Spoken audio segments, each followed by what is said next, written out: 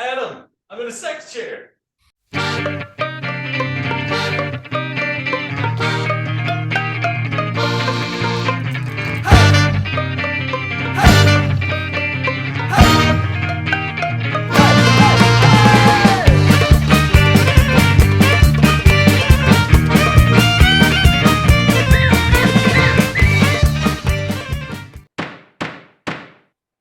Welcome to Gaming is in Session. That's it, the inaugural episode. I am your co-host, Adam, and the man who needs no introduction, the result of Gumby, the Kool-Aid Man, Little Red Hood, and Alf having a foursome. Alex, welcome to the show. You were in a sex chair. Yeah, it's AliExpress. I was getting the stuff ready for the roast box. There was one that was cheap. I'm actually surprised the door held up because I think I had it on backwards.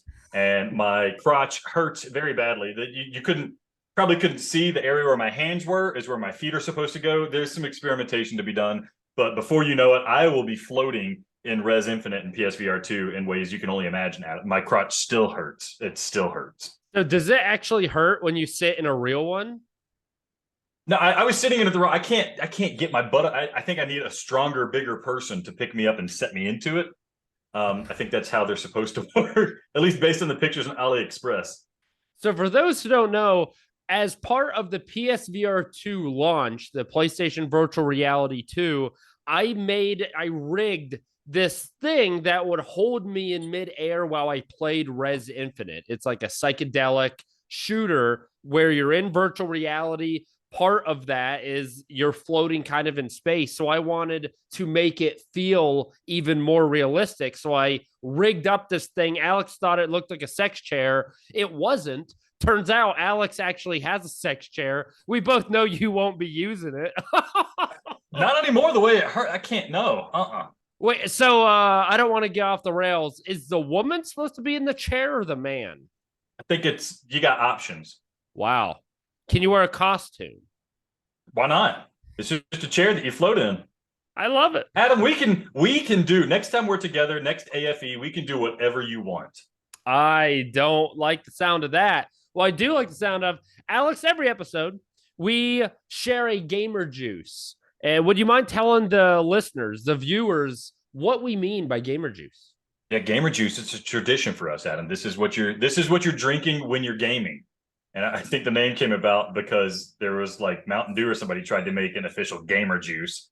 And we took that and we made it better. And this is our own personal cocktails or interesting drinks that we drink. We bring it to the podcast so you guys can experience the experimentation that we perform. Adam, my gamer juice tonight, I have this nice PlayStation mug that my wife got me. I think at like Ross's or something like that. It has a stain on it. Don't know where it came from. That's fine. That's fine. I have a mixture of Crown Royal that a Canadian friend of mine he was staying with us and left me a big bottle of Crown Royal that I forgot about until I moved. And I mixed Crown Royal and apple juice and was told it wasn't going to be good. Guess what? It's delicious. That sounds rough. It's very good. I'm intrigued, though. I'm very much intrigued. That's why I call a very first inaugural episode Gamer Juice. That is a baller one. Yeah. Does it just taste like a little alcohol-y apple juice? What's that even taste like? Check this out. This is why it's so good, and I just realized it. Because it was Canadian, this Crown Royal, right? But he got me like this Crown Royal Maple Edition that's from Canada particularly. And so the maple mixes with the apple juice, and it tastes like a caramel apple. It's so good. That does sound good. Yeah, I did not imagine it would be this delicious. I'm not really like a whiskey guy. I don't really get on with that too much. This, though, might be troublesome. I like that. Unfortunately, mine isn't that exciting. Also, we checked Gamer Juice. We are allowed to say, Alex and I have gone through many a podcast in our life, and one of them was called Game Hole. And turns out there is another board game group organization called Game Hole. And we got cease and desisted, and that our podcast had to end, that one at least. So I checked Gamer Juice. We're allowed to say. I also checked Gaming is in Session. That is not patented. That does not. No one has anything called that. So we won't get kicked off the air, Alex. Regardless, I have Warhead Sour Blue Raspberry. I love Warheads as a kid. Did you have Warheads? Yeah, I got a bag of Warheads one because I liked them. They're sour, right? The first time you have one, it's like way too much.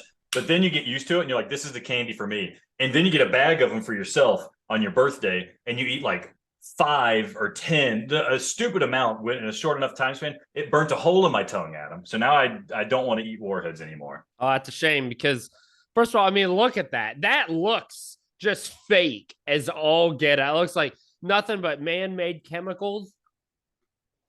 This is interesting because my last gamer juice for our other show was toxic waste sour blue raspberry. Here you are drinking Warhead sour blue raspberry out of a toxic waste glass, a toxic container. This is good.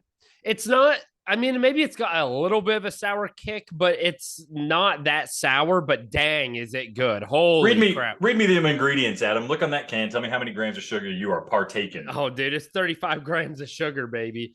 70% of my daily allowed value. The good thing is I don't think I've had any sugar today. Carbonated water, sugar, malic acid, natural flavor, preservatives, blue one. That's how we do. Is blue one the one that messes up your ding dong? Yeah, I think it's the one early onset ED. It's worth it. It's too late for me, so I can have as much blue stuff as I want. Okay, so Alex, to enter the show here, I had a question for you. Have you ever heard of Astro Glide? Yeah, I think I sent you some in the mail as a prank. Well, this, folks, is Astro Glide. That is Astro Glide, and I did receive this in the mail a long months ago.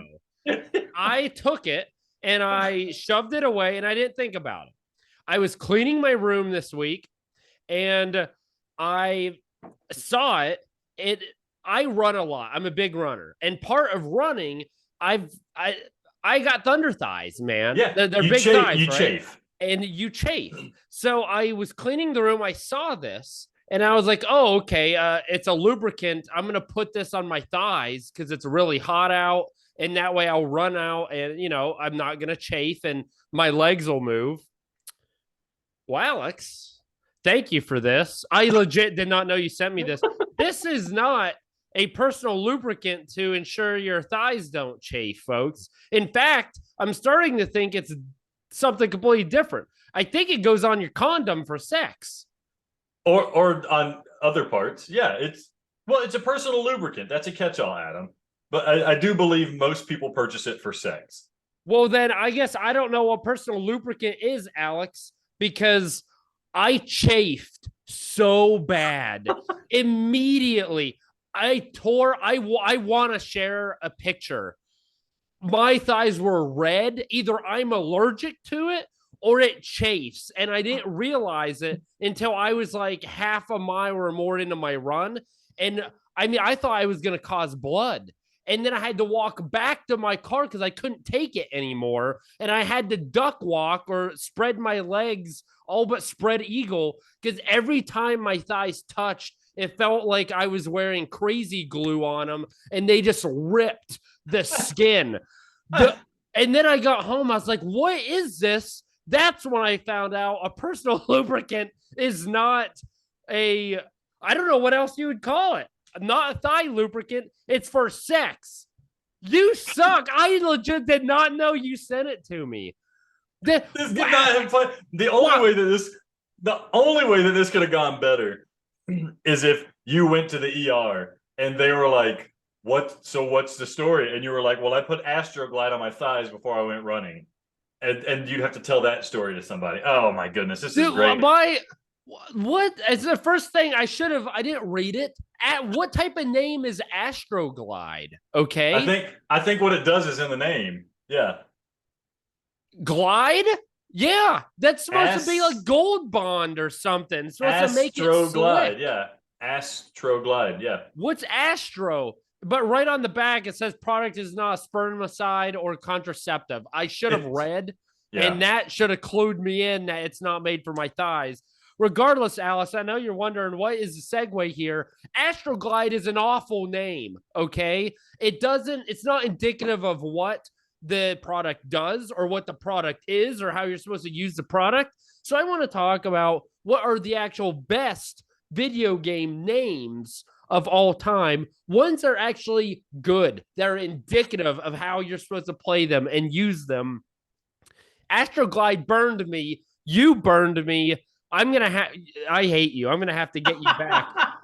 Oh, that's the I best can't thing. believe that. Oh, I'm gonna go first, Alex. yeah, please. I like to keep it simple. That's why I like to go we're just doing 5, right? So Yeah. Atari Golf. That I love this title, and we're not rating the games. This is the name of the game. I love that 1, it's short. 2, it's direct. 3, it's sweet. There's no sponsors. There's no year. There's no confusion. There's no horsing around. It's Atari Golf. You know what you're going to get. There's nothing fancy to it. It is plain and simple, freaking crystal clear golf. I love that because nowadays that is so rare. When is the last time you read a game title and it was that clear what it was? Yeah, it's like the NES era or so. Untitled Goose Game, which is odd because it's called Untitled. But I don't know what that means. Yeah, what is that? You're literally running around as a goose doing. But I don't know what a goose game is, so that's still not as good. I'm thinking like maybe virtual reality games, since they're starting in the beginning foundation, laying the foundation for the future. Some of those I'm sure are pretty, like Sea Smash. Not maybe quite as direct, but you figure you're gonna play racquetball. That's aside the point. I love golf. That's my number 5 game title. That is because it's so clear. It's direct. That's my first one. This is what I want to say, Adam. I thought it was interesting. This is the cover of it. You mentioned there's no sponsors or anything like that. This is Atari, early eras of video game. They finally can make a golf game. I thought it was interesting right here. You can see they trademarked the name golf as if by putting that T in there, nobody else is allowed to use the word golf anywhere else in the world. I thought that was pretty clever of Atari. I think that's maybe why we haven't seen golf on the PlayStation or Xbox here in recent years. I do appreciate the early days of video games when they could literally name things whatever they wanted.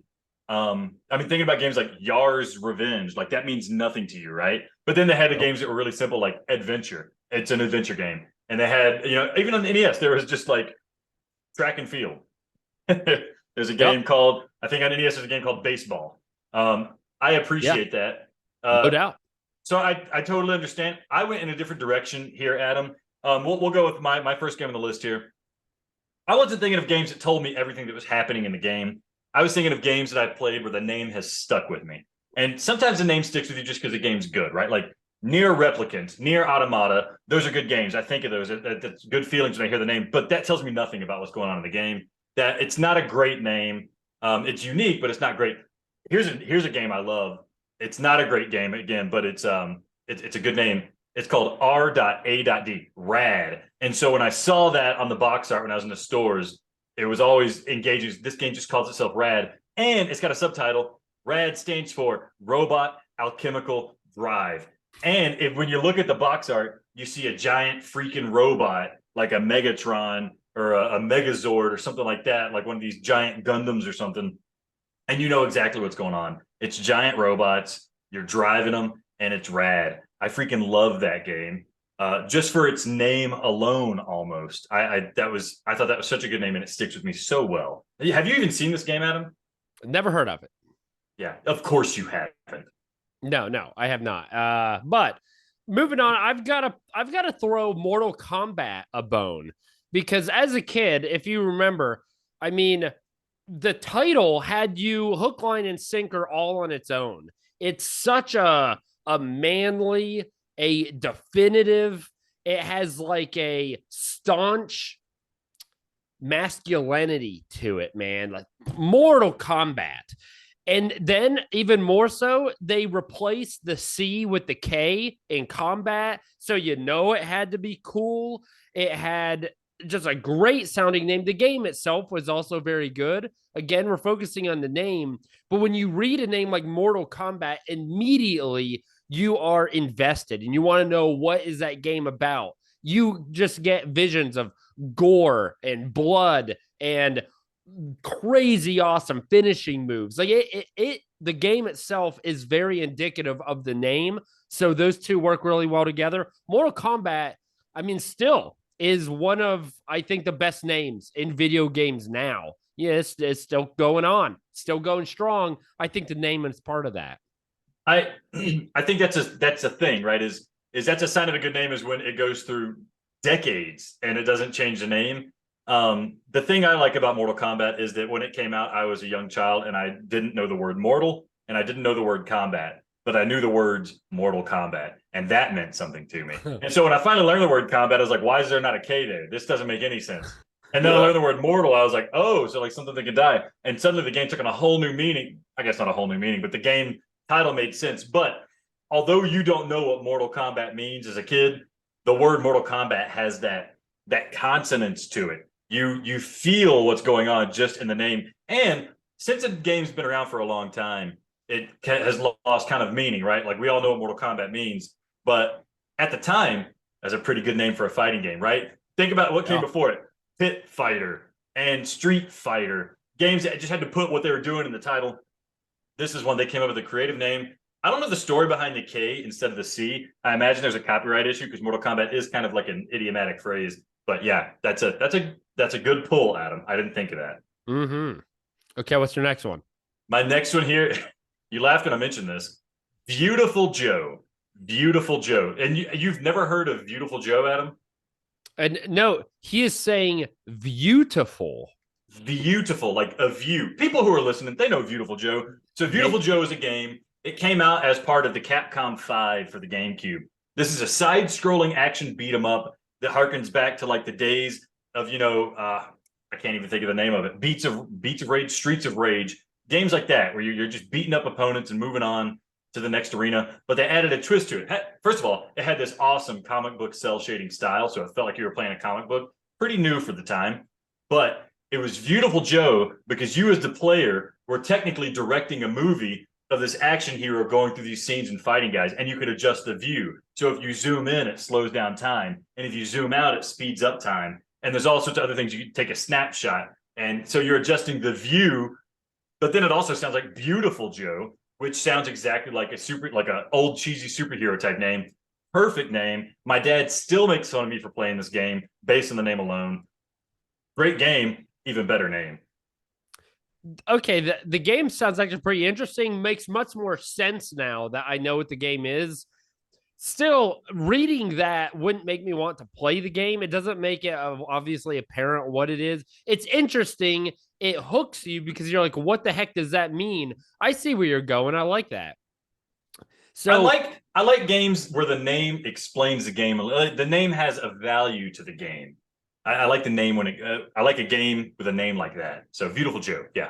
Good name.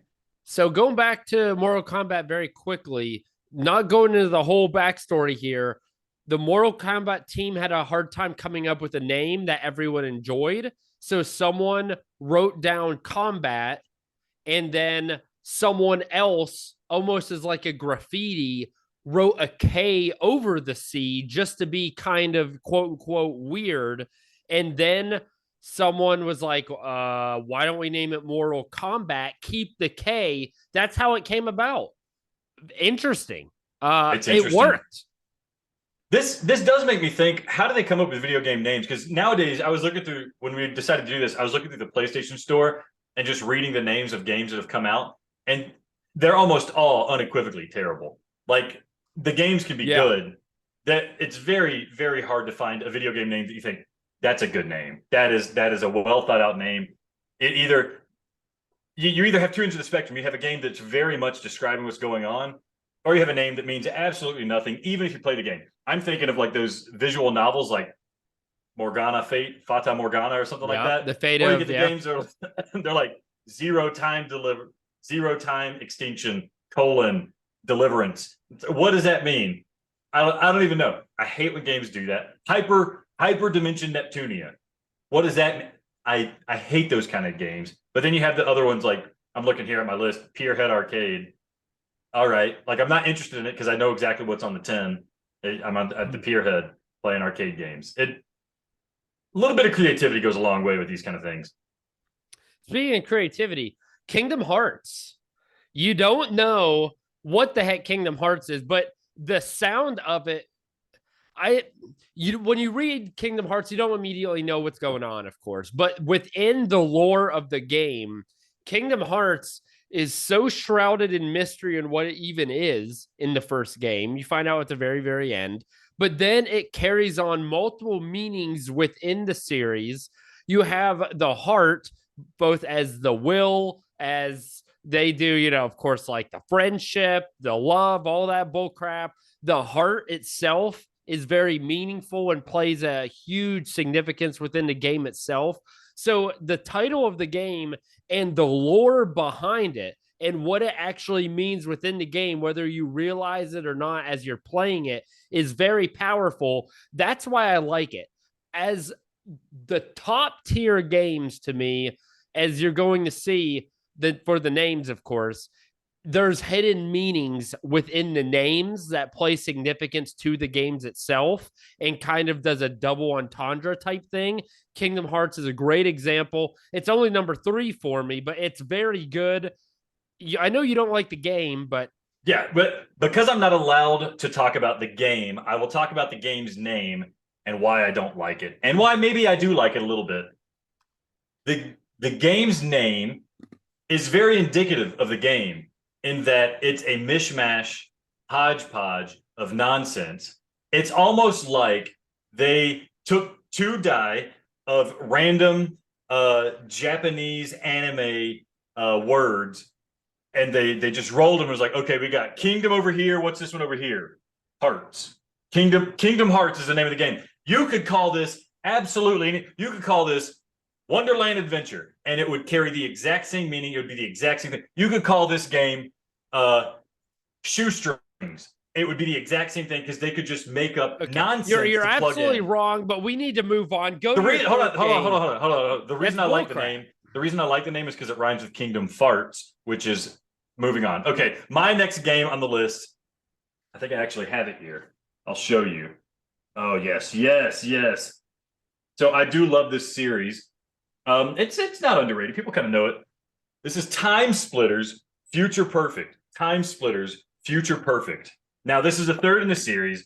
It's a game where you're traveling through time, you're splitting time, but I really love the subtitle. They could have called it Time Splitters 3. Nobody would have cared. Nobody would have batted an eye. The second was called Time Splitters 2. They called it Time Splitters Future Perfect, which is a chef's kiss, play on words, with the whole grammatical nature of the word future. Do you know what future perfect tense is, Adam? Dude, I'm not in 6th grade anymore. It's something like he will have done, something along those lines. It's a very esoteric grammatical term that also applies to the game. And you are doing things in the future, and then you play past levels and encounter yourself doing the stuff in the future. It's so wonderful, so wonderfully ties in. It's a great name that ties into the mechanics of the game. And it gives you full carte blanche, reason to jump past the whole Time Splitters 3 issue. Just awesome name. Awesome game, too. Just phenomenal. You're right. I like that title.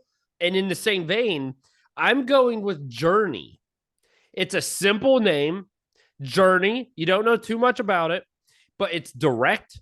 And there's kind of this almost this hidden meaning. So it's so unassuming until it isn't. So you start, I think you played this, Alex. Mm-hmm. You just play, you're traveling alone in the desert and you encounter obstacles.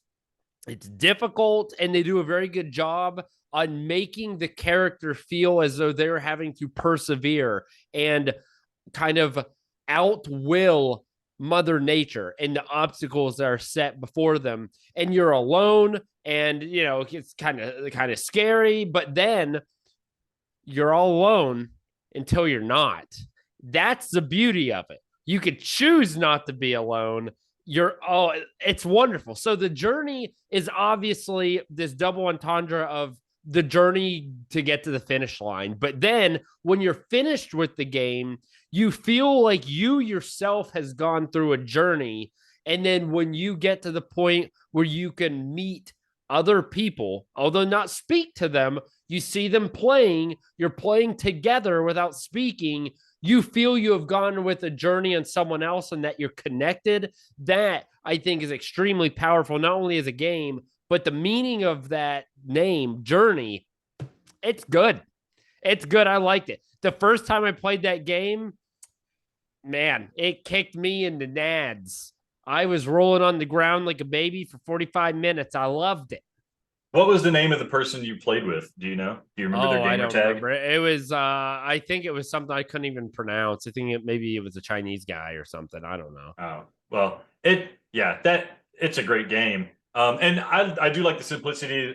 I like the simplicity of the name. I like the simplicity of the game, right? It's not a complicated game. This is that studio, that game company. They also made Flower, which is a pretty good name for that game because it's literally you are a flower pollinating other flowers. And I think this kind of fits in that motif. And you're right. As you go through the game, the word journey means more than just, getting from point A to point B. And it kind of ties into that whole idea of like, the real treasure of the journey is the friends we made along the way, which is exactly what that game's about. So good shout, Adam. That's a good name for a game. Kind of like an artistic variant of the whole golf motif that you brought up initially. Yeah. All right. Next game on the list, I'm doing a last-minute switcheroo. My number one is now my number two. The game released here initially as Jet Grind Radio, released in Japan as Jet Set Radio, and I've played the game.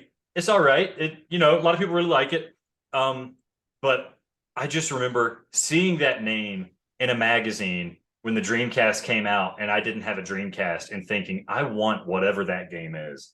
I need that game. It's a rollerblading game. It's like a rollerblading platformer that's cell shaded and really stylish, very Japanese, but it's very cool looking in pictures. But the name alone just sold me on everything about it. I said, yeah, I got to get it. I got to figure out what Jet Grind Radio is. It's radio that's cool music. You're grinding on rollerblades. That sounds awesome. And there's jet, so you're going fast. It nailed everything. And it has the Jet Set Radio has that rhyming to it that's just almost poetic. It's got a poetic quality to the name, so I love it. I love it. I don't see where you're going there, but you know what? It's your list. It's your past. Good for you, man. Dreamcast, is dope. I thought you would have gone for Seaman rather, but whatever. Anyhow, my number one game has to be Zelda: A Link to the Past. Very few games nail. Arguably, no other game nails a title like A Link to the Past. It is beautiful. The double meaning of this game linking you to the past. It obviously has like a chain. You link the past in the future, in the present. The link there, very obvious, plays a big role within the game. But then Link being the protagonist is dope. I remember playing it probably as a kid. I didn't realize how good of a title this was until I was maybe in middle school. And then I was like, whoa, that's a double meaning. That was like the first moment it hit. That's when I realized what a double entendre or a double meaning was because of this game. It's a brilliant game. It's a brilliant title. It's got to be number one. And I don't know what yours is going to be, Alex, your number one, but you're wrong. I'm going to argue with you, Adam. I'm not to derail your number one, your favorite. A Link to the Past. That's clever wordplay. I give kudos to them for that, especially because it came from a Japanese studio pulling off these pretty clever puns. The first half of the name of the entire series, I have always hated. The Legend of Zelda, which implies that Zelda is a protagonist and there's a story to Zelda herself in the game that is worth telling. Do you want to know what the story of Zelda is? Do you want to know what the Legend of Zelda is? A bad guy captured Zelda and held her in a castle, and she sat there while a dude named Link ran around and had an adventure and established a legend with everybody in the world before he busted her out of jail. That is the Legend of Zelda. It's really the Legend of Link. And the other reason that this is not Legend of Zelda is not a great name is that when people play the game, if they're not familiar with the lore, they assume and think the main character's name is Zelda. I don't get why they named it that. I think they just I don't get it. Maybe I'm missing something important here. Zelda's not the true hero here. She does nothing special. Maybe in the later games when they're trying to shape the games into the name. Link to the Past is good. You should have just said A Link to the Past. But Zelda doesn't tell you that's a protagonist. I like it. We don't got time. Alex, your number one game. Okay, I'm gonna throw out some ones here. These are honorable mentions before I drop my number one. Katamari Damacy, a game so audacious, a name so audacious, they didn't even localize it when they brought it to America, and everybody knows exactly what it is now. Resident Evil, a game, it was originally Biohazard in Japan, and they thought of the cheesiest B-movie horror flick name, Resident Evil. It was so bad, people hated it when it came out. They hated it, they thought it was so dumb, but it stuck, and we love it. That's a great name. Also, Devil May Cry, play on the words Devil May Care, but now you're going to make the devil cry. I love that. Oh, chef's kiss there. Every Extend Extra. This is a Mizuguchi joint. It's a game where you are making yourself die, and every time you die, you go out a little bit further, and you're trying to extend how long until you make yourself die again. Really fun game. Really cool name there. But my number one, and this has a bit of lore to it, is Too Human. Too Human. Now, not a great name in and of itself, but the reason I picked it, this is not a great game in and of itself, it's a game I really like, is before they ran out of funding, they came up with the name Too Human because they thought this is a game about you are a Norse god, which is actually a person who happens to be hyper rich, so rich that they can modify themselves as cybernetics to the point that they are a god amongst their mortal peers. And it's Too Human because as you progress, you can choose to augment your humanity, augment yourself as a human, get stronger and stuff, or augment yourself with cybernetics. And you kind of, the idea was that you would come to this point where you have to make the call. Is it worth being too human so that you can still be a human, or do you make yourself too cybernetic and risk losing your humanity? Now, they lost funding. They couldn't pan out the story. The game didn't do well commercially, so they couldn't pan that out. But I love the fact that they thought of that name to match in with the struggle that you should be having in the story with the game as you progress your character and level your character up. Good name, good backstory behind it. Pretty good game if you give it a chance. Too Human, everybody. Also, I'll say it's illegal to buy this game now. There were some licensing issues, so you can't buy it. I think it's free on Xbox Store. But yeah, they had to destroy all copies that weren't sold, and they can't sell it anyway. Well, that is what we think are the top 10 video game names of all time. Alex, so I can't go and buy Too Human. No. I'm gonna look it up right now. You can probably get it on eBay, but you can't get it at on the Xbox Store. You can't go to GameStop and get it. You should be able to. You can't get it on Steam or I think it's Xbox exclusive anyways. Then is it expensive? No, it's $18. What? Dude, I think I got this copy for, I don't have the price tag anymore. I think I got it literally for like $3. I think I found another copy somewhere I got for $2. Why? Why do you have two copies? I think I forgot I had a copy and I was like, I gotta play Too Human again. And so I went out and bought another copy at a used game store. So I mean, that is to say, you can buy it. It's illegal for these game stores to technically sell it, but mom and pop shops, they're not going to crack down on them. That's right. I love it. When's the last time you played Too Human? It's been like maybe 5 years. When I found the disc, I was looking through my game library to find cool names, and I was like, all right, damn it, I was going to play it like tonight, but I don't have an Xbox with a disc hooked up. I got the freaking Series S, like a goober with no disc drive. What am I going to do? I don't know. Bad. Always get the disc. Always get the disc. You couldn't find them, and I traded in my Xbox One X to get a Series S. It was like a straight 1-to-1 trade, and I thought, yeah, let's go next gen with this. And I thought, for sure, I'll figure out some way to play this. I might have it digitally. I don't know. I'm kind of sad. Let's just kill the podcast for the rest of the. Well, we'll kill this segment. We have a lot more to cover. Alex has an airing of grievance. I am doing a lot of traveling. I need to find what is the best game to play while you're traveling. And then we'll talk about what we're playing, what we're looking forward to. There's a lot more coming up. Stay tuned. If you are like me, you have not seen this Lego Atari 2600 set. So I have the one that is the Nintendo Entertainment System, and I love it. Here, the Atari 2600, I think, is incredibly cool. The amount of detail that goes into this thing, the movement, the games that come with it, the little caricatures of the games that were on the 2600, all of this is absolutely fantastic. It's been out for like a year. I didn't know that. It is the first time that I've seen this. You can still purchase them out in the wild. Although it's going to run you about $250, so pretty expensive, but it's over 2,500 pieces. It's going to take at least a few hours to put this bad boy together. Would make for a great display piece or just something fun to put together with your kid or by yourself. It's really neat piece. I love my Nintendo Entertainment System, and Atari, it seems like they have spent just the same amount of detail as they did on the NES, so definitely something worth looking at. Super glad something like this is on the market, although it's a little expensive. It may be worth your time, so check it out.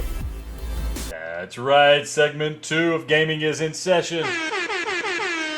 Oh, yeah. Oh, air horns for your ears. We want to make things sound good and exciting for you. Adam, I'm so glad we're doing the show because it gives me a chance to show off all the fun little knickknacks that I have that I've had tucked away for a long time. Now I can finally show off. This is a little segment I want to call Show and Tell, Adam. And this week's Show and Tell is a little thing I got along with the sex chair from AliExpress. This is called the Miyoo Mini Plus. This came from AliExpress? Came from AliExpress, Adam. And I have a feeling What? I'm going to be able to convince you to get one of these bad boys. Now, I should admit, there's a bit of a legal gray area, right? In one of these things. I mean, the console itself. No, that's fine. You get whatever you want. It's okay. Check this out, man. I got the one that's designed after like a little Game Boy. It's got a nice little D-pad there. It's got 4 buttons on the face for you. This is like an operating system button. Got start and select. Oh. You got 4 shoulder buttons on the back. You know what that means? That means you can emulate PlayStation games on this. Okay, only emulate it if you own the game. I own these PlayStation games that I'm playing on here. I don't want to hook up a PlayStation. I just need to play it quick, get my quick fix of some old school Air Combat. But let me tell you, man, this thing, it's a Linux-based console. And let me see if I can turn it on real quick. You can see what's happening there. I own Sonic the Hedgehog. I'm playing some Sonic the Hedgehog right there. I cannot believe this is from AliExpress. That one looks well made. Yeah. The screen is impressive. Oh, Just yeah. from what I'm seeing here. How much that cost? Well, I had a coupon on AliExpress that gave me a cool $25 off. Ended up costing, I think even without the coupon, I think those coupons are scams on there, is about $40. $40-50 you can get one of these bad boys. Got a nice screen. It's actually a very surprising screen. The build quality is very surprising. Normally these things are really cheap. I've played a couple of games on it. It feels really good, runs really smooth. If you try to push past PlayStation era, it's not going to be that good of an experience. But like, think about if you're trying to like play Final Fantasy Tactics or something like that, something slower paced, not too visually stunning. That's going to pull it off for you perfectly. It came preloaded with RetroArch, had pretty much every single console that exists up until the PlayStation. So we're talking Neo Geo, we're talking Sega CD, we're talking Wonder Swan Pocket, baby. Any of these games you can play on it. They even have some Chinese based emulators for like special emulators only for beat 'em up games, and I don't even know what the names are because they're Chinese. It came preloaded with like 1,000 games, so that's where the legal gray area comes in. Fortunately, I only touch the games that I already own. So it came with games, or do you got to load them all up? I should say it didn't come with games. It came with a memory card that had games on it. It has Wi-Fi on it too, so you can do multiplayer. Oh, dang! So you and I could be playing. If we both own Mario Kart, we could be playing Mario Kart in this bad boy. Here's like the menu if you want to see. It's a little kind of hard to see that. Let me see if I can get that up close. There we go. You can see I'm going through all the different consoles I want to play right there. It's got the controller. Dude, this is wild. I assume everything from AliExpress is garbage. Yeah. But that looks pretty good for $50. I am stupidly impressed. I think also, so I've heard of the Miyoo Mini Plus. There's a ton of these types of things floating around. I've heard of the Miyoo Mini Plus. I never pulled the trigger. There's that. There's like Amber Nick, which is another good group that makes these things. There's another one that does like the RG blah blah blah something. This is the first one I pulled the trigger on because, like I said, it was like $40. Like, yeah, I can see what that's about. I can't believe I've been busting out my old video game consoles, like my old Game Boy and stuff, just to play some of those games. I don't need to anymore. I got this thing. It's like a waste of space. Why not just use the Steam Deck? Because the Steam Deck is big. This thing is like, it's so small. It fits like right in my pocket. I could put it in like a shirt pocket if I wanted to. It charges with USB-C. Steam Deck is admittedly a bit of a hassle to get good games emulated on it. You know, get good emulators running. That being said, Steam Deck is much more powerful, so it's easy to like push that forward, you know, modify some of those things. But if I want to play a Game Boy game, I'm going to play it on this thing because it's beefier than my Game Boy. It's a backlit screen. It's a nice quality screen. I have extra buttons because it's an emulator. I can remap things, right? So I can, instead of having awkward stuff like a Killer Instinct, you got to hit like select to do a special move. I can just map it to something else. It's got turbo mode. It's got a save stage. You can rewind the games too. So I'm talking about like Mega Man. Don't got to worry about passwords. I can just play it like a normal game now. Dude, I'm in freaking love. I spent about 45 minutes on the toilet the other day playing through some games. My legs were numb after that experience, which is a good sign for a handheld console. So this is my show and tell. Do you have any questions about this, Adam? It came with a little adapter too, so I can put the memory card in my computer and load things up on it if I want to. Other apps that I might have, you know, open source stuff. It charges with USB-C, which is great because we need that. It came with two little screen wipers if I want to clean the screen, which I thought was nice and friendly. Really incredible package. I can't believe it was, you know, as cheap and as good as it is. So that's my show and tell, man. Wow. With the introduction of this segment, you pleasured our ears with the air horn, and now you've pleasured our eyes with your, what was it called again? Miyoo, Miyoo Mini Plus, the Miyoo Mini Plus. Maybe we'll put the link in the description because that looks pretty dope. You should do a full review on it. One time I did a review on, I bought at AliExpress, but it was real cheap. And it also looked like a Game Boy, but it didn't have an LED screen. It wasn't Linux based. It was just preloaded games on this little crappy handheld. I did a review. People care about this stuff, man. Yeah. I mean, $50 isn't like a ton of money, but to wait a month to make the risk on AliExpress to actually see it up close and personal, just what does it look like? How does it feel? People care. You need to help the people, Alex. And that's what I'm trying to do, man. But I think I should do a video, you know, play through a game or something. I think what's going to be nice is if it's got Wi-Fi, maybe I could do some streaming of these handheld games so that I don't have to, you know, set up a webcam over my hand to stream like, you know, the Neo Geo Pocket Color or something like that. But no, Miyoo Mini, it's a name I've heard before. They're an established company making these kind of consoles. So that's why I knew things are probably going to be okay. But you're right.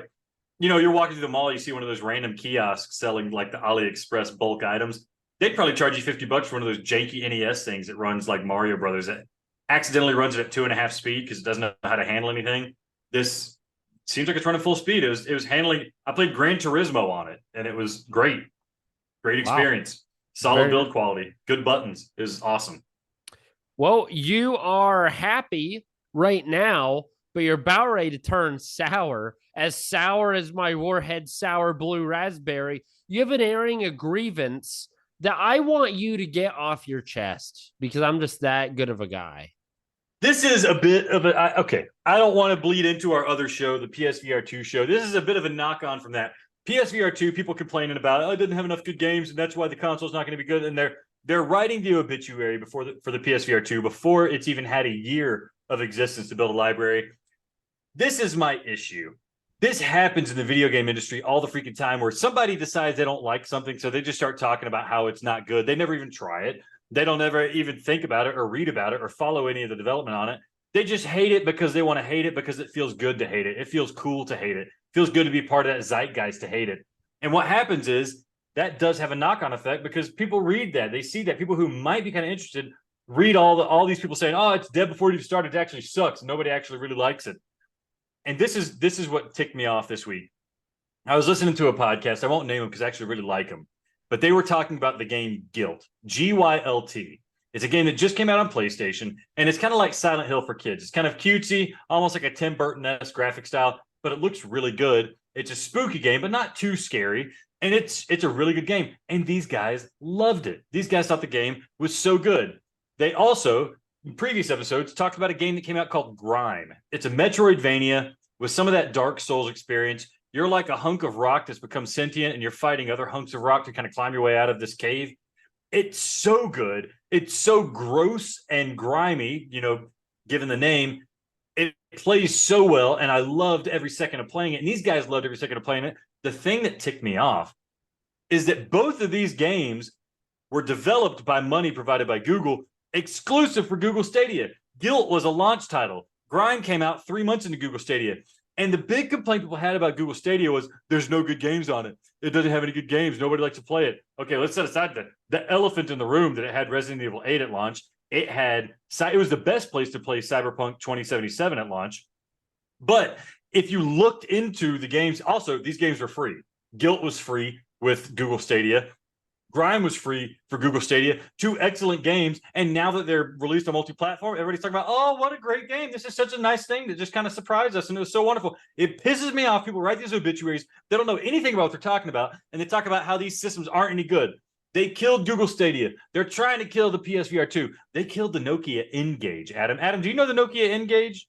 I've heard of it. I don't know what it is. I don't remember. Nokia wanted to enter the video game space right after the Game Boy Advance came out. Ballsy move. Ballsy move. Nokia, however, tied a cell phone into a gaming console. Now, I will admit, the design of the initial N-Gage was stupid. Did they have the Resident Evil, or was it Tomb Raider? They had Tomb Raider. And that's the thing. That is the thing, is they released this console. It was a cell phone. It was you put a SIM card in, you call your friends. They had this weird thing where you had to talk with the phone sideways. So, like, you'd have to hold it like this instead of like this to talk on it. And that got a lot of flack and people hated it. And it had some stupid stuff like you had to take the battery out to replace a game. But they released a second one shortly after the first one came out called the N-Gage QD. And that thing was freaking awesome. And exactly like what you said, it was Tomb Raider. And it wasn't a half-assed Tomb Raider. It wasn't a janky Tomb Raider port. It was full-on Tomb Raider and full-on 3D, because this game had 3D graphics, or this system had 3D graphics acceleration, but it never succeeded because people had too much fun crapping on it, and they didn't take any time to investigate it. This pisses me off. Is people talk about shit they don't know about, and they're ruining very good consoles. I love my N-Gage. I played X-Men Legends on it. I played X-Men Legends 2 on it. I played Colin McRae Rally on it. Those were amazing gaming experiences. I can't get anywhere else because they don't make those games. They never ported these games to anything else. They had this tactical RPG, World War II tactical RPG that was so good, Pathway to Glory. And because the N-Gage got panned, this company lost all their money, and they had to make some rinky-dink racing game called Trials. That's right. You might have heard of Trials. Trials HD. They make a ton of money off of it. They make too much money off of it to spend money on making Pathway to Glory again. But man, I want to play more Pathway to Glory. There's not been a game like it. Adam, I'm tired of it. I'm tired of these a-holes talking about stuff they haven't even tried and ruining stuff that I love. Off my soapbox. I mean, you have such a low bar for enjoying video games, though. But the whole point, I get it. I get it that I liked Grime. I get it that I liked Guilt. But the whole point was that people who were crapping on Stadia for having no games then turn around, and when the games get released on another console, love it. They love the games. No, I get that, but it's hard.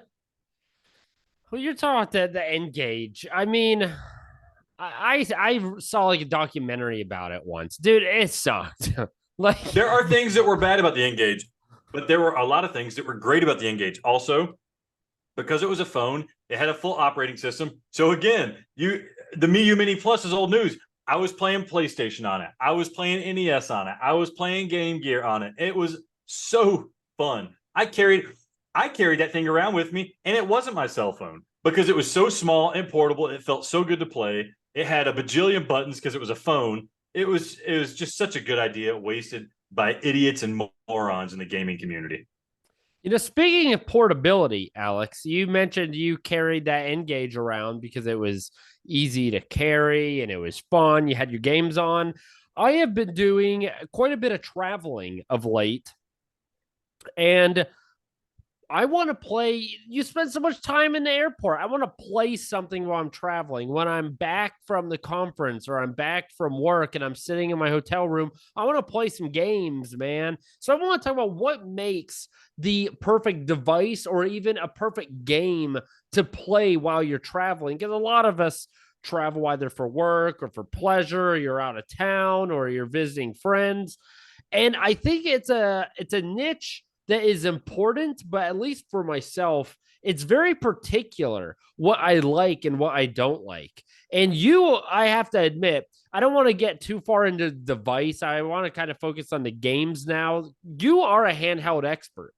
You have almost every handheld I can think I can't of. help myself. Yeah, I can't help myself. It's wild. So, I've got like a Nintendo 2DS. I've got a PSP. I've got a Steam Deck. I've got my phone. So, my idea here is I want to play a game that is easy to pick up and play. Just think about it. I'm going to be sitting in the airport. I want to play a game for a little bit, get up and go pee or get a drink, come back, play a little bit more. I'm waiting at the gate. I get interrupted because I have to get on the plane. Now I'm playing on the plane. My flight is an hour and a half. I have to get up, deplane. So I need something that is easy to drop and pick back up later, whether it be that night, whether it be 3 months from now, you never know.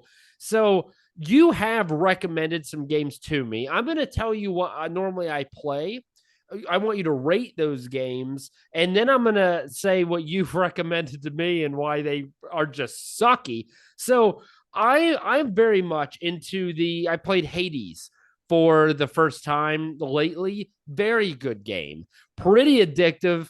I like how they add boons and ways that you continually get better, even though maybe you don't make it super far into the game. Like they have a mode where each time you die and come back, you are, I forgot, I think 2%. Oh, the God mode. Yeah. Yeah. Which, I mean, 2% isn't a ton. Eventually it adds up, but I don't want to have to play this game for 20 hours to beat it. I would like to be able to say, hey, okay, I made an entire run through in 5-6 hours. The puzzle games, big time puzzle game guy, easy to pick up and play. I'm talking about Tetris Effect. I'm talking about Pokemon Puzzle League, things of that nature. Very easy to pick up and play, not touch again. I'll come back in 6 months. I can still play Tetris. I remember that. Not complicated controls, no plot that I have to remember. Very easy to play. Then phone games. You recommended some phone games to me. The Room, I think, is one of them. I still haven't downloaded. Garbage. I mean, it is just so boring. It's called The Room. Yeah, you don't know what you're doing. An acclaimed puzzle game, kind of spooky. There's a box in a room, and you got to solve puzzles in the box, and it opens up and it takes you to a new room. It's a very, very good game. It's not, and it's also not spooky at all. I'm also playing this thing called, what is this bad boy called? It's called like Block Blast. It's like a Tetris knockoff. A Tetris knockoff. Yeah, it's not balanced. It's probably riddled with ads. They took a game design that's easy to copy and paste, and you fell for it, you loon. I did, because on my phone it's easy. If I don't have my Steam Deck, like you said, is rather big. I played an hour. Let me see. I'm going to say an hour and a half worth of Hades, and it almost drained the entire battery on my Steam Deck. I mean, that bad boy, she's pretty, but man, she doesn't last long. Anyhow, that's off the point. So that's why I look for in a game. How would you rate those? Do you see where I'm going in terms of what games I want to play? Yeah, you need pick up and play. You need a game that if you stop in the middle and then you can't play it for a day, you pick up again, you're not lost. Like, oh wait, I was in the middle of a cutscene. Did I miss a cutscene? What's happening in the story? Was I leveling up? Oh, I died. I got to replay this level again. That sucks. That's what you need. Hades is really good for that, right? Because the story, it's got a log. You kind of pick up the story as you go, little bits and pieces. Puzzle games, of course, they're good. But what sucks about a puzzle game is if you're on a really good run, like you're doing better than you've ever done in the puzzle game, and you want to beat that high score, but then you got to go pee or something like that, and you're afraid, especially on the phone, if you turn it off, it's going to kill that session. And then you're going to, you lose access to the internet or something. And say, oh, we can't connect the server, shutting off the game now. That's what I worry about with those kind of puzzle games. Adam, you just leaning into the puzzle games, though, makes me think you just need to play Candy Crush. Like, that's Dude, That's typical. You're trying to get me to mom on a play cell phone. Judgment, man. I'm like, dude, it's a long game, and then there's a plot, and like, there's no way. The point of the Steam Deck is to get these involving games and make them playable anywhere. But not necessarily like in the airport, although it's cool to play that in the airport or on an airplane or something like that. But I can take my Steam Deck, and then when I'm in the hotel, I can hook it up to the TV and play, keep it charged and hook it up to the TV and play on the TV wherever I go. It's like taking a console, also taking a computer wherever you go. That's the benefit of the Steam Deck, in my mind, at least. But when you're thinking about traveling, yeah, you need that portability. You need that ability to pause in the middle of it. You need that concealability too, right? Something I can put in my pocket. That way I never know when I'm going to land in an Uber that goes sideways and I'm stuck for an hour in traffic. Bam, pull out my Game Boy Advance SP and I'm there. I can stay in this car all freaking day, baby. That's what I'm looking for in a traveling game. In terms of rating your game, Hades is good. Tetris Effect is good. Pokemon Puzzle League is good. Tetris Lookalike is terrible. That's a terrible choice. I gotta do so. Okay, what were your choices, Alex? You think my choices suck? I stand behind my choices. I enjoy playing them. You need to watch those, folks. I love Pokemon Puzzle League, but Alex, what are your go-to games? You travel a little bit every now and then. What do you take with you? Adam, I'm ashamed to admit. I mean, you're a man of conviction, and you're a man who stands by what he thinks is right.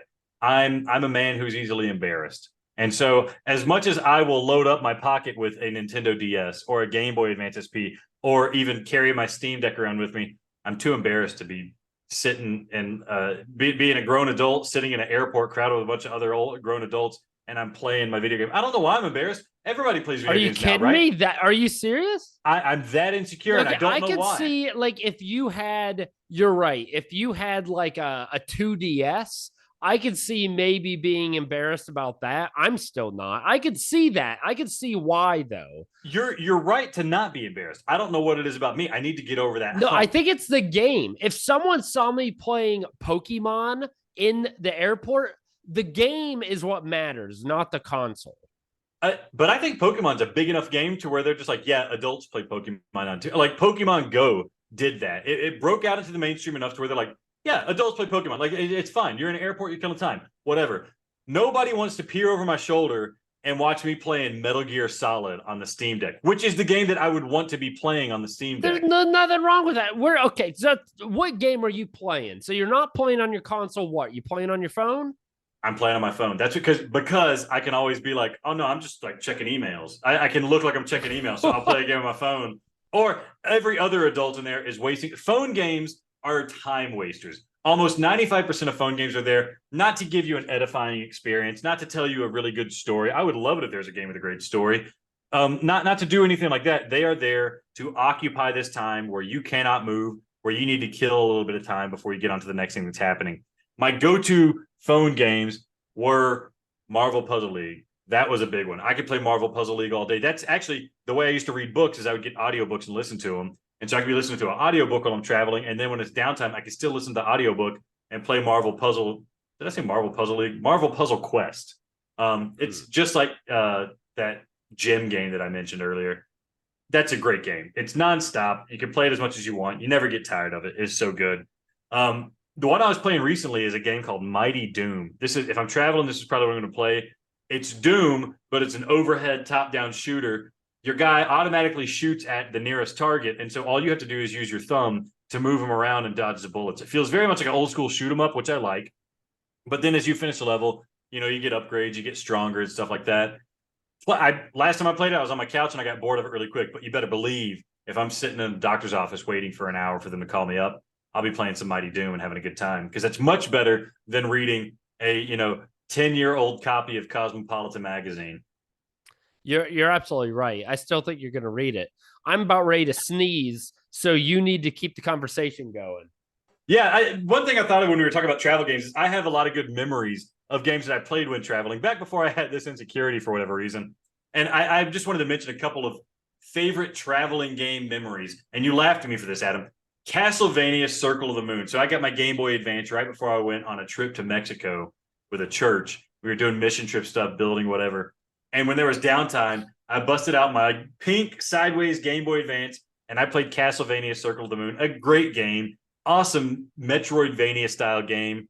And I just, now when I think of Mexico, I don't think of all the cool stuff in Mexico. I think of how fun it was to run around as that character in the castle in Castlevania Circle of the Moon. To me, it's like people will get a book and they'll read a book when they're going on vacation, so they can tie the memory of that vacation to the book. To me, I did that with games. That's one.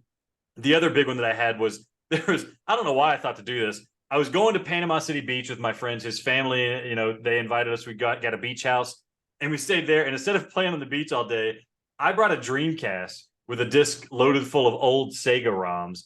And me and my friend hung out at the beach house on the beach. Like I could see the beach out the window, but I plugged it into the TV in the beach house and I played Outrun nonstop on the Dreamcast in a beach house. And looking back, it sounded dumb at the time. Looking back, what a great memory. Incredible atmosphere. I'm relaxed. It's vacation. I don't have to do anything. I can look out and enjoy the beach. And I'm playing Outrun, a game all about driving in the sun with the top down and your hair blowing in the wind. Such a wonderful experience. I had a great time doing that. And then this last one was when I went to go meet my wife's family before we got married. She was in Canada. I flew to Canada. I took my Game Boy Micro. And I only had one game with me, as Rebel Star Tactical Command. And I got so hooked on that game. I was looking for any chance to go hide in the bed and go, oh, I'm jet lagged. I'm flying to Canada. I'm jet lagged. I got to go rest. Just lay in the bed and just. I never thought I'd beat that game because I never had a reason to play it. But something about it that time, that's my memory. Hanging out in Canada, meeting my future in-laws and being like, excuse me, I ate too much. I need to go rest. And then busting cap on some aliens in a little tactical RPG. Everyone's just like, wow, something really didn't sit well with him. He's been in the bathroom for like an hour and a half. I come out limping, yeah. This is the third session of the night, and he's just really struggling. No, you're just playing Tactical Command. That's dope. I don't know why you have this like insecurity, but whatever. Well, I want to know now, Alex, what are we playing at this moment?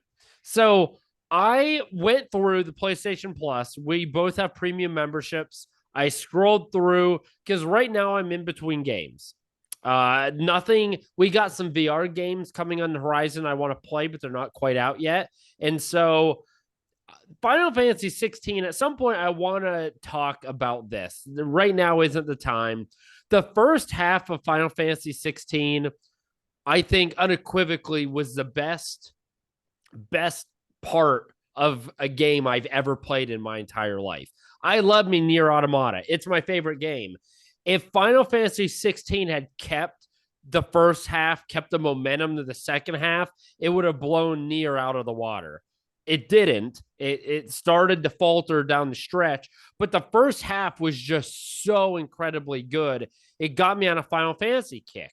And I want to play some. I started to play Final Fantasy 8 a while back. I didn't really like it. Plot was okay. Gameplay was too old. I couldn't do it. So I eventually just watched a plot synopsis. So on PlayStation Plus, they have Final Fantasy Type 0 HD. It was a 2015 PSP port. So I started playing this. I'm about 3 hours in. Fantastic introduction. According to online, it is a very well revered game. People love it. And sometimes these small little Final Fantasy games that they have in between big releases are gems. This people think is one of them. So far, I'm having a good time. That's why I'm playing. I attempted to play the Twisted Metals. When's the last time, or did you ever play Twisted Metal? I think I played it on a demo disc at a friend's house. It was on a demo disc. Yeah, I forgot about that. I never played. I played the games that were just like Twisted Metal, like Vigilante 8, Interstate 76. These car combat games. I played a handful of them, but I never played Twisted Metal, and probably I should have because that was the one that kicked it off, right? But now I think it's too late. Hey, can you go back? I tried Twisted Metal and Twisted Metal 2. As a kid, I think I played Twisted Metal 2. And then I think Twisted Metal 3 was the first on the PS2. Yeah, Twisted Metal Black, yeah. That's the one that I put the most time in, that I remember as a kid. So I'm only playing 1 and 2, and it's too hard to play. The graphics, graphics aren't bad, but you could get over that with good gameplay. It's the control. And it's some of those old games, NES era, not so much Super Nintendo actually, but mainly PlayStation, like the controls, the difficulties in the controls, not that the developers made the game unfair necessarily. It's just, it's too hard to control and it ruins it, especially for a racing game. So I played a little bit of these just because they were free. I already deleted them. I can't play them that much, but not gaming related. Could you not get the Twisted Metal Black? Is that not on like the PlayStation Plus? Nope, not yet. Really? I don't think so. I didn't see it unless it's hiding somewhere and I missed it. Now, I'm sure you could buy it, but I'm not about to buy this game at a risk. I'm not buying a PS2 game again. I did that back in the day. I went to EB Toys. Or wait, no, that was KB. I went to EB Games, electronic boutique, and I bought that Twisted Metal Black. It was great. I loved it. Surprised my parents let me play it, actually. Before we move on to Twisted Metal, you liked Twisted Metal. You hope they'd make a new one. I just want to crank up your hype meter a little bit, Adam. There's rumors that a new Twisted Metal game is coming out. There's rumors of the studio, Fire Sprite Studios, are the ones making it. Do you want me to tell you what Fire Sprite Studios has made that's going to make you excited? I know that name very well. I can't remember what they made. It's a game I know I've played. Yeah, well, they made Horizon Call of the Mountain in VR, so that's cool. That was what I was thinking of. But there's another game. They made Persistence, man. That's it. I knew it was a game I enjoyed. Oh, that's intriguing. Are they a flat game developer? They just went into the VR space a little bit. They worked on the Playroom VR.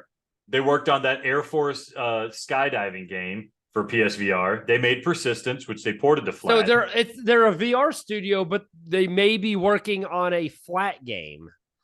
Nobody knows if it's going to be flat or not. My hope is that the next Twisted Metal is going to be a VR game. I will lose it. Okay, first think about how great that would be. The issue with Twisted Metal, right, is you can only shoot in the direction you're facing, but you can only face in the direction your car's turning, right? Head-mounted controls, eye-tracked aiming for your missile launcher. This is the battle zone we want. I'm getting myself hyped about it. Also, because I'm watching the Twisted Metal TV show. That's my next. So there's Twisted Metal TV, which you said you recommend, right? It's not like the best. It's not as good as like Last of Us was, but as far as like video game TV shows go, this is probably second best after Last of Us. I watched the first episode thinking, if it's garbage, whatever, I'll move on. And here I am. When we're done, I'm probably going to go watch another episode just because it stars Anthony Mackie, the guy from Marvel movies. He's pretty good. He's kind of funny. It's well written. It's got Will Arnett doing the voice of Sweet Tooth. Sweet Tooth is really good. They do a great character for him. It's got a bunch of decent people in it. And the story's good. I don't know how they made a good story out of Twisted Metal, but they made it happen. So I'm impressed, and it's an enjoyable show. I hope it gets enough steam to really push people into the Twisted Metal remake.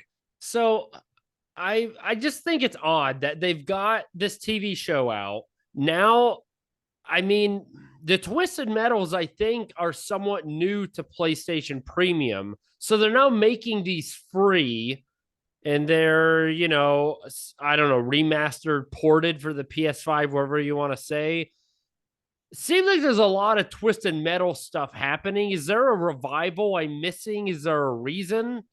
I think they're ramping up the hype to announce soon the Twisted Metal remake. There's very heavy rumors going about. Normally you hear a rumor, you don't hear about who's making the game. Now we're hearing rumors that, there's Twisted Metal and Fire Sprite's working on it. So it's kind of a not so well kept secret, I think, in the industry. The thing is, I hate you because if you take Gran Turismo 7 in PSVR 2, which I think is undoubtedly an absolute one of the best games you listeners or viewers are ever going to play in general, regardless of what you've played, whether you play VR or not, it's incredible. If you take that and you turn it into Twisted Metal, like that control, or even a little more wonky, but the immersion aspect, the resolution, the controls, that is going to be incredible, Alex. And so now I didn't know this, so you hype me up, and I'm trying to hold it back because if you crush me here like you did with the Astro Glide, I'll never forgive you. So let me give you more evidence of the hype. I'm looking at Fire Sprite's website. I'm checking their job listings.